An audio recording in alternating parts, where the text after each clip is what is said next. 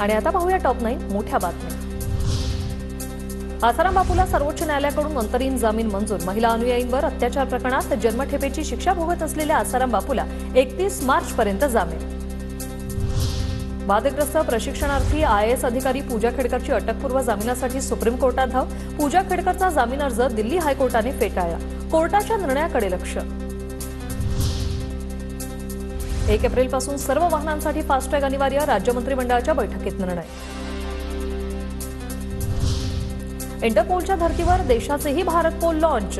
Police थेट आंतरराष्ट्रीय गुन्हेगारापर्यंत पोहोचू शकणार। केंद्रीय गृहमंत्री अमित शहांकडून सीबीआयच्या भारत पोल पोर्टलचं उद्घाटन।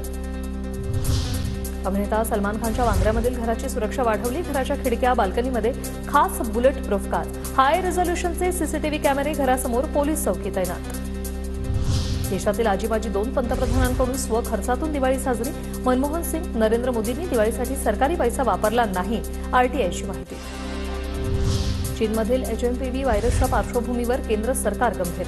राज्यातील आरोग्य यंत्रणाही सतर्क। नागरिकांनी घाबरून जाऊ नये, आरोग्यमंत्री प्रकाश आंबेडकरांचं आवाहन। देशात HMPV विषाणूची लागण झालेले 6 रुग्ण आढळले।